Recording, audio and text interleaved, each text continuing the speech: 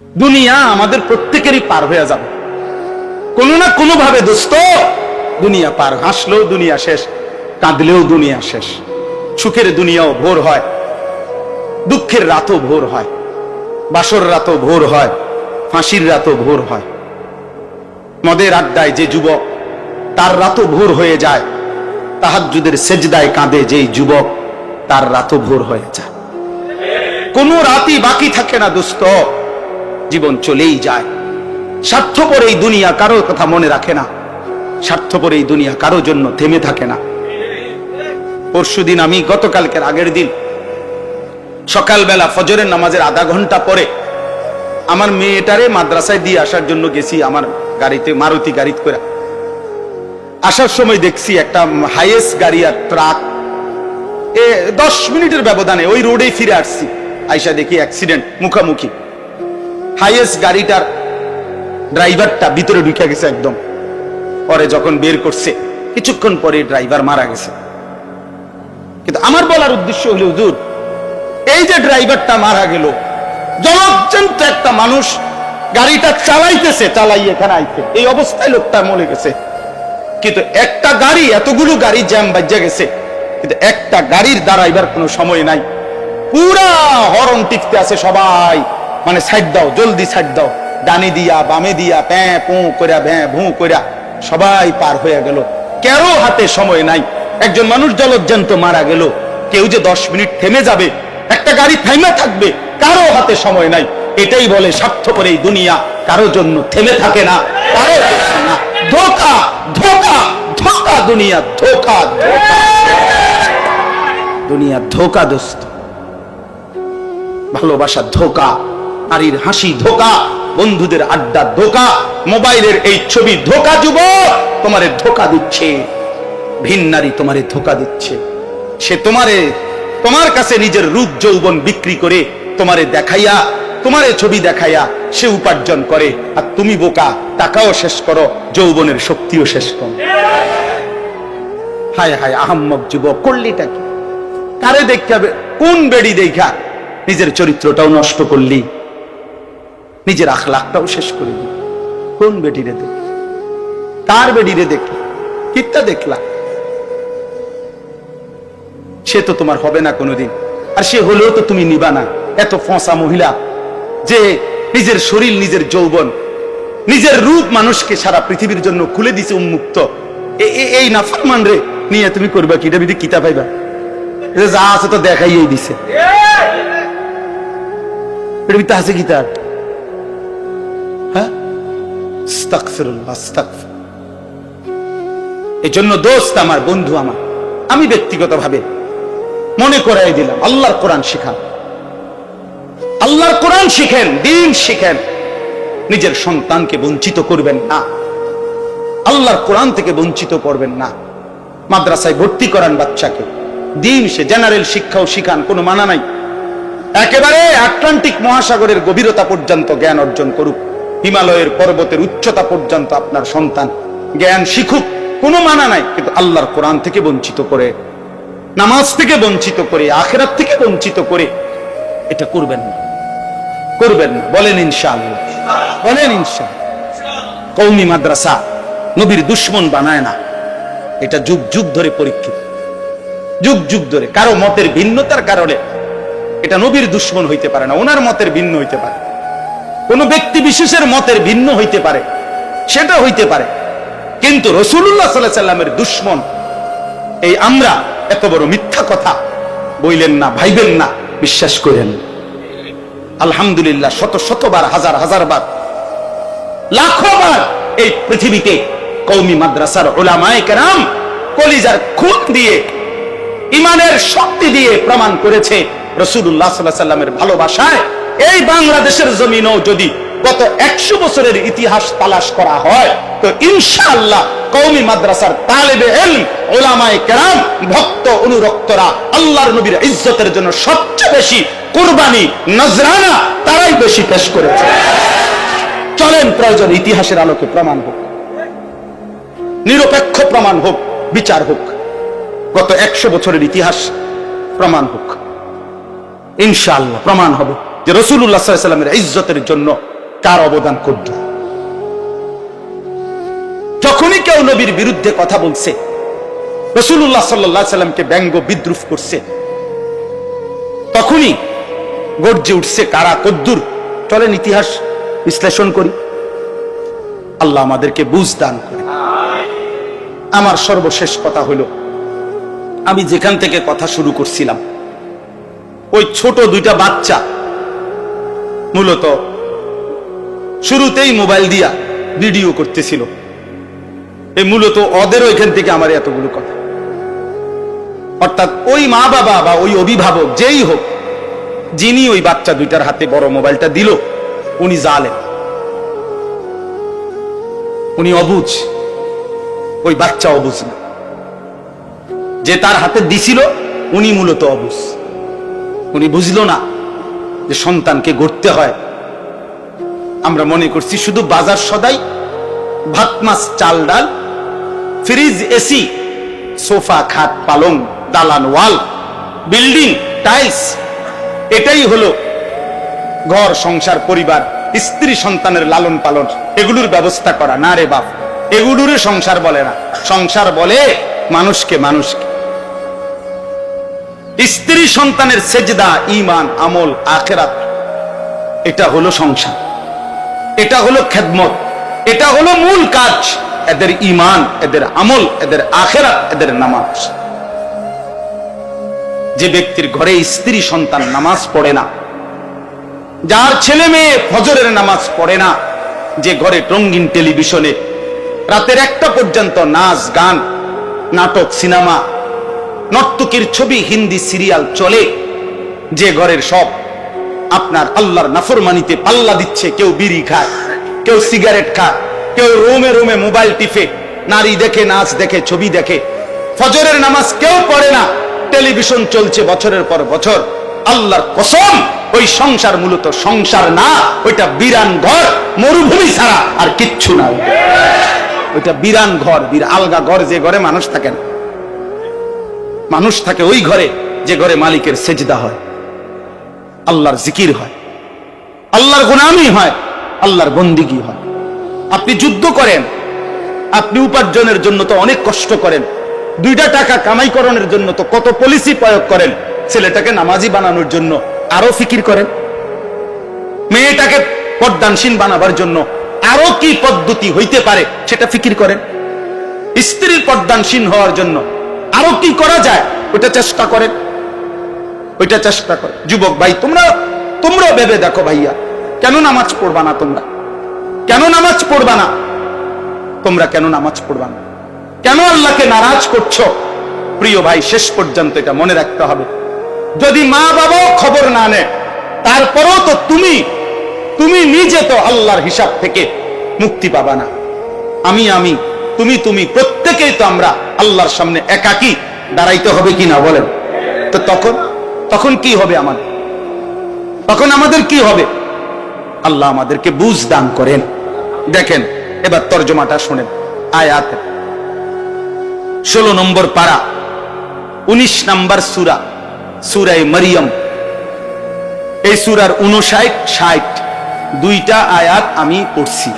এবারে শুধু তর্জমা বলি সংক্ষেপে। আল্লাহ তাআলা বলেন, ফাখালাফা মিন বাদিহিম খালফুন। আল্লাহ তাআলা বলেন, প্রত্যেক যুগে নিকৃষ্ট প্রজন্ম, প্রত্যেক, যেমন আমরা এখন একটা জেনারেশন আছি পৃথিবীতে, তো আল্লাহ তাআলা বলেন প্রত্যেক প্রজন্মের মধ্যে নিকৃষ্ট মানুষ, নিকৃষ্ট জেনারেশন, নিকৃষ্ট মানুষ কারা? আল্লাহ তাআলা বলেন, আদাউস সালাহ, প্রতিনিয়ত যারা তাদের নামাজকে নষ্ট করে দেয়, ওয়াত্তাবাউস শাহাওয়াত, এবং যারা প্রতিনিয়ত নিজের মনের চাহিদার অনুসরণ করে। আল্লাহ তাআলা কোরআনে বলছে সে হচ্ছে খালফুন। আরবিতে খালফুন অর্থ হলো মন্দ প্রজন্ম, আর খালাফুন অর্থ হলো উত্তম প্রজন্ম। শুধু একটা জবর আর সাকিনের পার্থক্য। লামের মধ্যে যদি জবর হয় তাইলে হবে উত্তম জেনারেশন, আর লামের মধ্যে যদি সাকিন হয় খালফুন তাহলে হলো মন্দ জেনারেশন। ফাখালাফা মিন বাদিহিম খালফুন, আল্লাহ তাআলা বলেন পরবর্তী নিকৃষ্ট প্রজন্ম হবে তারা আদাউস সালাহ, যারা তাদের নামাজকে নষ্ট করে দেয়। অর্থাৎ প্রত্যেক নবীর ঈমানদার অনুসারী যুগে যুগে ছিল, আছে, থাকবে। আর সেই অনুসারীদের মধ্য থেকে আল্লাহ তাআলা বলে নিকৃষ্ট হয়ে যাবে তারা যারা তাদের নামাজকে নষ্ট করে দেয়। তাফসীরের মধ্যে ভাইয়া আমি নিজে পড়ছি, সমস্ত মুফাসসিরিনে কেরাম বলে যে ব্যক্তি নামাজ নষ্ট করে দেয়, অর্থ হইল নামাজ পড়ে না, এই কথা না। তারাকুস সালাহ, লা আন্নাহুম তারাকুস সালাহ, এটা না। অর্থাৎ এটার অর্থ এই না যে নামাজ ছেড়ে দেয় সে নিকৃষ্ট, না। বরং নামাজকে আপনার আবাউ নষ্ট করে দেয়। অর্থ হইল এক নাম্বার, যথাসময়ে নামাজ পড়ে না, সব সময় নামাজ দেরিতে পড়ে, ইউআখিরুনাস সালাহ, নামাজকে তাখির করে। দুই নাম্বার, নামাজের মধ্যে যে ফরজ, ওয়াজিব, সুন্নত, মুস্তাহাব আছে, নামাজের যে আদাব, নামাজের যে আরকান, নামাজের যে শারায়েত, শর্তাবলী যুক্তভাবে আদায় করে না। তিন, নামাজ যে জামাতের সাথে পড়ে না, মুফাসসিরিনে কেরাম বলে সে মূলত নামাজকে নষ্ট করে ফেলে। এখন যে নামাজ পড়েই না টোটাল, ওইতে কোন প্রজন্মের ওই মানুষের কোন দলভুক্তই না, এই প্লাস্টিকের কোনো পরিচয়ই নাই, এই ফালতুর কোনো পরিচয় নাই। যার কপালে সেজদা নাই, নাফরমান, তোর কোনো পরিচয়ই নাই। তুই মানুষও না, গরু ছাগলও না, প্লাস্টিকও না, কিচ্ছু না।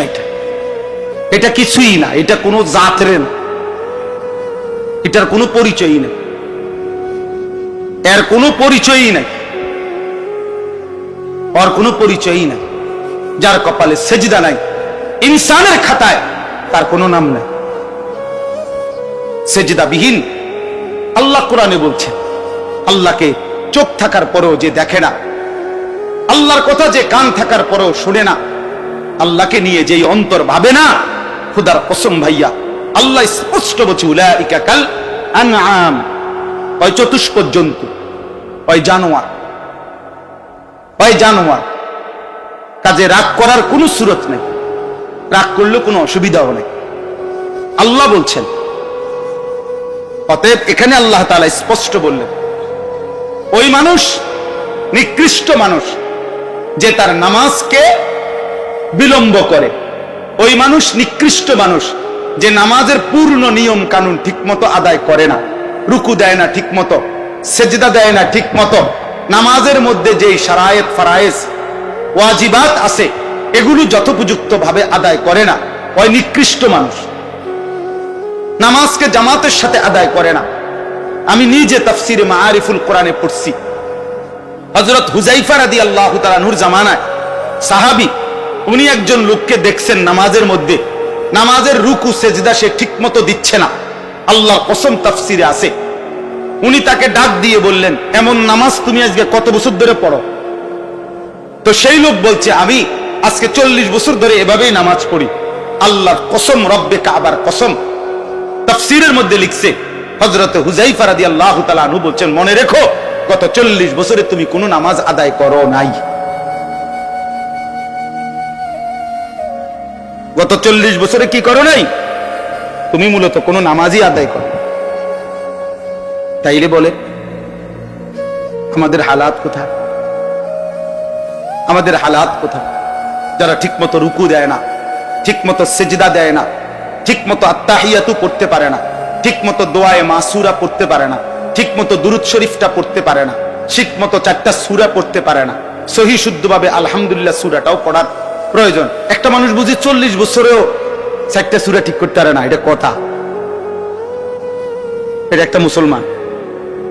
একটা মুসলমান বুঝি 60 বছরেও এটা আপনি বুঝি আত্তাহিয়াতু এটা ঠিক করতে পারছেন না?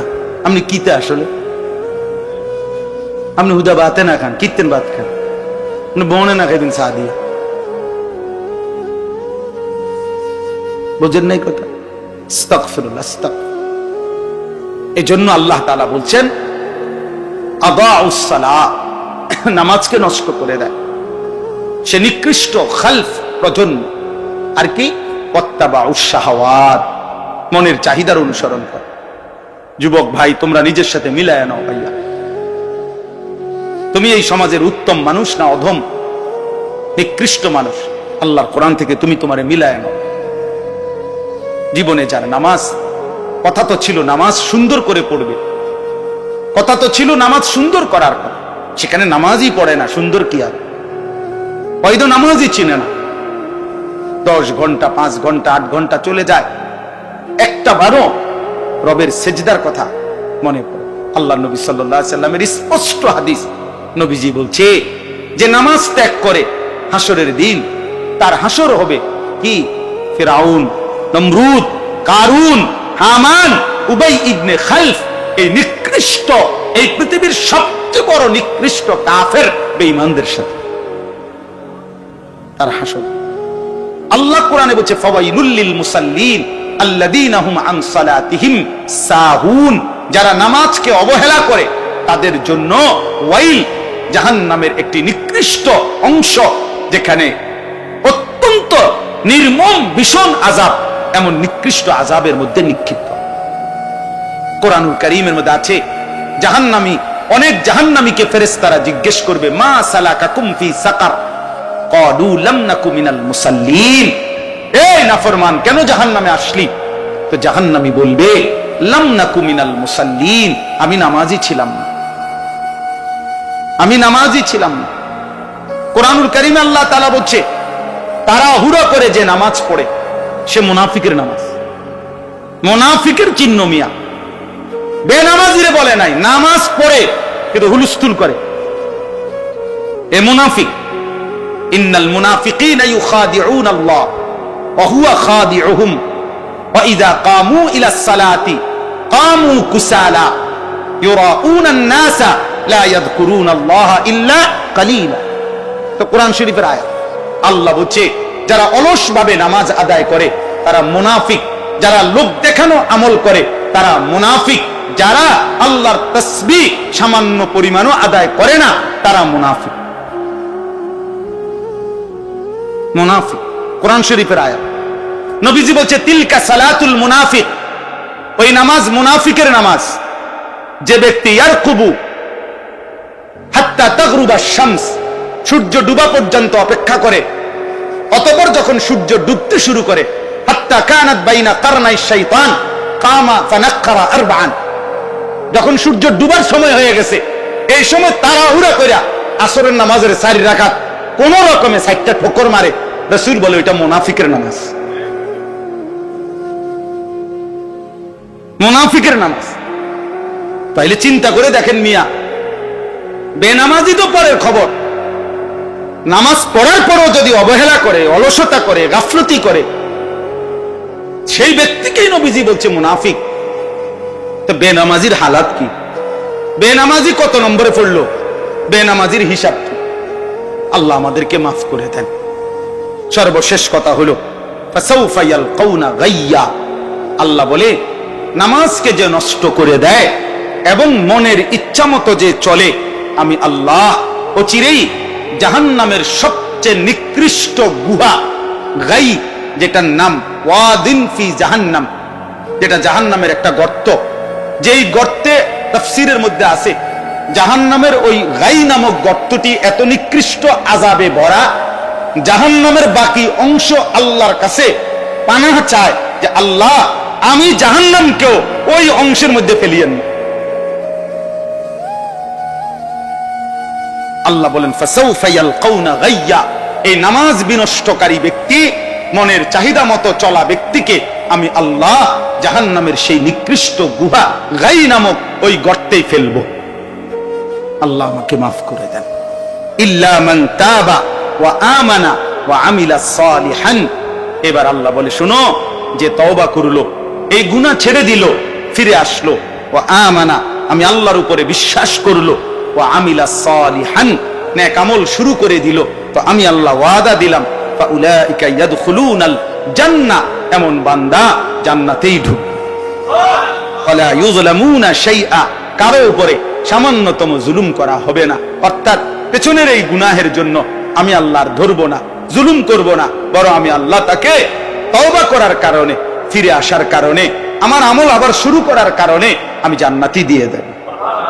এই জন্য চলো ভাই, যুবক ভাই, বাইরে অনেকে দাঁড়ায় আসো, এখানে কষ্ট করে বসছো ছোট্ট জায়গার মধ্যে, সবাই মিলে নিয়ত করি যে ইনশাআল্লাহ আমরা 5 ওয়াক্ত নামাজ পড়বো। ভালোভাবে নিয়ত করেন, ভালো দিল থেকে নিয়ত করেন, নিজের জন্য নিজে করেন। কেউ কারো কথা মনে রাখবেন, এই আমার পথে আমি যামুগা ক্যান্টনমেন্ট, আপনার পথে আপনারা চলে যাবেন যার যার ঘরে। কে কার কথা মনে রাখে?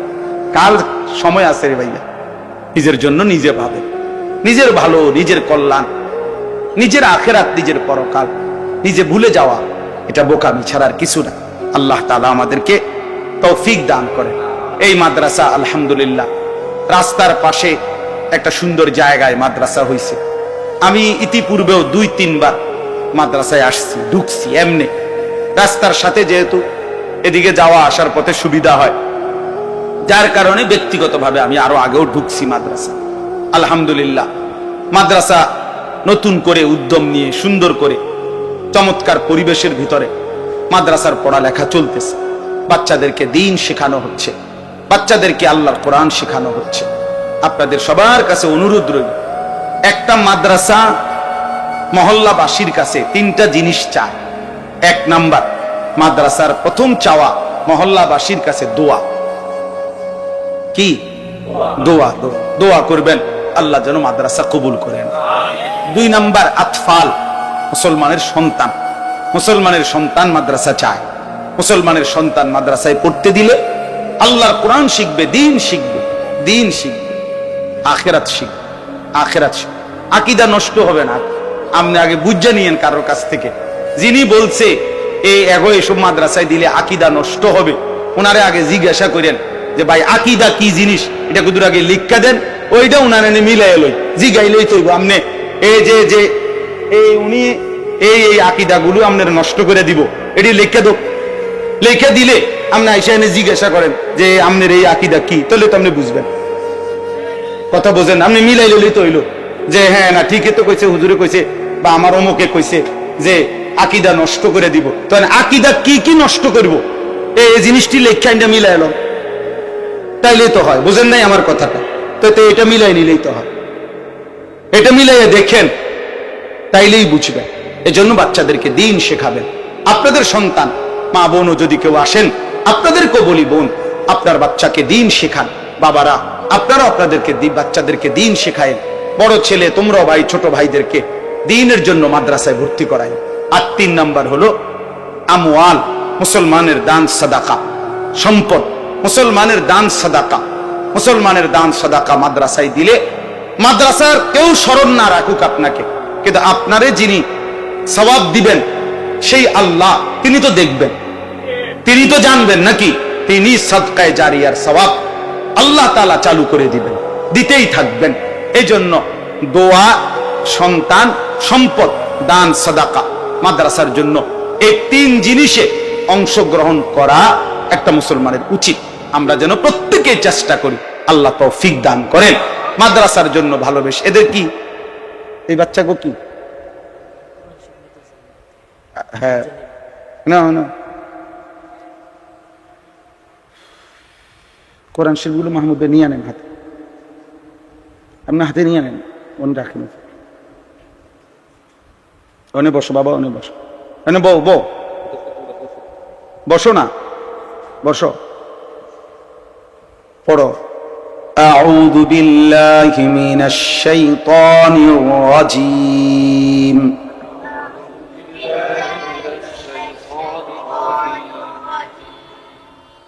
বিসমিল্লাহির রহমানির রহিম।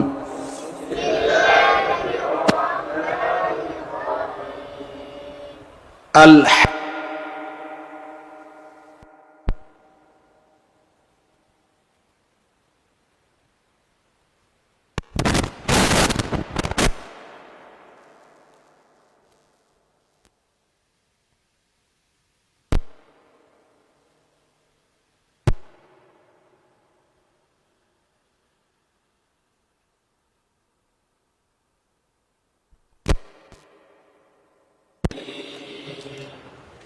এই